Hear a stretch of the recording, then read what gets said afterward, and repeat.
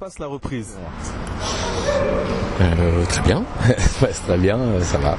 Ils arrivent petit à petit. Donc ça se prépare doucement. Et vous avez repris depuis combien de temps? On a repris le 15 août, jour férié. Donc ça va faire une semaine là demain qu'on y est, avec un entraînement par jour. Et on va aborder les matchs amicaux ce week-end là, qui arrive. D'accord. Et donc par rapport à la préparation, vous situez où à peu près? On se situe où? On se situe, on est encore qu'au début, hein. On est encore qu'au début. Là, il y a encore 3 semaines avant le premier match officiel, 1 mois avant le premier match de championnat. C'est le premier match de championnat qui va déterminer là où on va être. D'accord. Et en termes d'objectifs par rapport à l'année dernière, est-ce qu'il y a des changements? Est-ce qu'il y a des changements? L'année dernière, on essayait d'être le plus haut possible avec l'équipe 1. Il fallait que la B monte. Cette année, la B est montée, donc on va essayer de se maintenir avec la B. Et il va falloir jouer le plus haut possible avec la première, ouais. Alors, comment se passe cette collaboration avec l'équipe première là pour la reprise?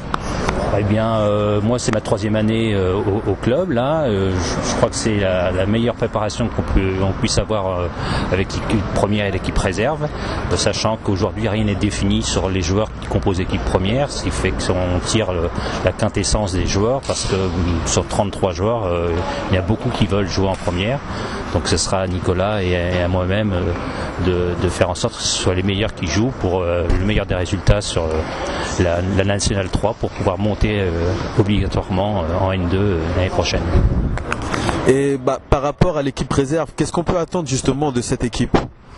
C'est forcément le vivier de l'équipe première. Il faut qu'on arrive à faire en sorte que les joueurs prennent plaisir sur cette poule de prénat, mais avec des envies de jouer au-dessus. C'est un peu compliqué cette année, puisque en dehors du fait qu'il faut se maintenir, mais il faut surtout faire monter l'équipe première en National 2, parce que si l'équipe première ne monte pas, l'équipe réserve va redescendre. C'est suite à un règlement qui sera en activité l'année prochaine. Donc là, on attend forcément des joueurs qui puissent pallier à des manques sur l'équipe première pour pouvoir monter en national, mais surtout un maintien sportif, mais en attendant le résultat sportif de l'équipe première. D'accord. Et sinon, dans l'année, comment vous allez fonctionner entre les deux équipes? Alors, comme le groupe n'est pas forcément défini, on va d'abord essayer de faire en sorte de sortir les meilleurs joueurs sur les premiers matchs de l'équipe première, et forcément au bout de quelques matchs vont se dessiner des collectifs de joueurs qui rapidement vont être dédiés à l'équipe première et l'équipe réserve, mais en essayant de garder forcément un attrait à ces joueurs de l'équipe réserve pour qu'ils puissent apporter quelque chose si on a besoin d'eux.